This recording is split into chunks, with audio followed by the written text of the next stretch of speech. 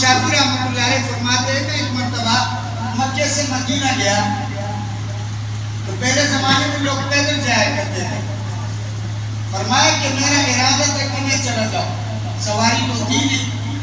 مکے سے مدینہ راستے میں تقریباً 17 دن لگتے ہیں، اور آج کل تو آسانی ہو گئی ہے، 6-7 گھنٹے لگ جاتے ہیں. تو فرمایا کہ جب میں مکہ سے روانہ ہوا میں نے کلام پاک شروع کر دیا، اور جب میں مدینہ منورہ پہنچا تو اللہ کا کرم ایسا ہوا کہ 17 دن میں پہنچا، اور 17 کے 17 دن 17 کلام پاک میں نے مکمل ختم. یا عاشق قرآن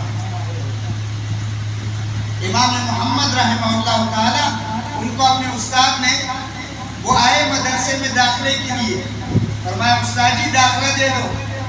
امام ابو حنیفہ رحمۃ اللہ علیہ نے فرمایا بیٹا جاؤ، اور جس کو حفظ یاد نہ ہو، جو حافظ نہ ہو، وہ ہمارے درس میں حاضر نہیں ہو سکتا. اس لیے کہ ہم نے قرآن و حدیث سے مسائل نکالنے ہوتے ہیں. جب آپ کو کلام پاک پر عبور نہیں ہوگا تو آپ کیسے مسائل نکالیں گے؟ حضرت نے فرمایا ٹھیک ہے. ایک جمعے کو تشریف لائے تھے، دوسرے جمعے کو پھر حاضر ہوئے. فرمایا استاد جی مجھے اجازت دے دے اور داخلہ دے دے مدرسے میں. فرمایا میں نے تجھے گزشتہ جمعہ کہا تھا کہ آپ حافظ نہیں ہیں، اور جو بچہ حافظ نہ ہو ہم اسے داخلہ نہیں دے سکتے، کیونکہ قرآن و حدیث سے مسائل نکالنے ہوتے ہیں. تو امام محمد رحمہ اللہ تعالیٰ نے فرمایا استاد جی گزشتہ جمعہ جب میں یہاں سے روانہ ہوا تو میں نے سارے کے سارے کام چھوڑ دیے، قرآن پاک حفظ کرنا شروع کر دیا، اور اس جمعے تک میں نے سارا کا سارا مکمل قرآن کریم یاد کر دیا. یہ حفاظ کرام، یہ عشاق قرآن ہے.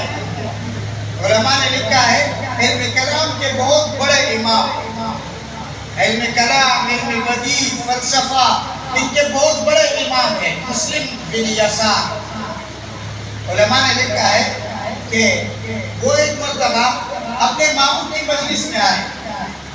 ماموں نے ان کو تانا دیا کہ بانجے میری مجلس میں جب حاضر ہونا جب تمہیں کلام پاک حفظ ہو جائے. اب تمہیں کلام پاک حفظ نہیں ہے لہذا چلے جاؤ. انہوں نے تانا سنا.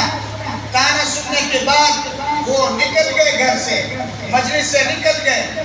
3 دن کے بعد حاضر ہوئے، اور جب حاضر ہوئے تو ماموں نے کھڑے ہو کر کہا کہ بانجے تو پھر آیا ہے، ٹھیک ہے تو فقہ کا علم کلام کا امام ہے، فلسفہ کا امام ہے، یہ ساری چیزیں اپنی جگہ، لیکن تجھے کلام پاک یاد نہیں ہے، تو پھر میری مجلس میں کیوں حاضر ہوا ہے؟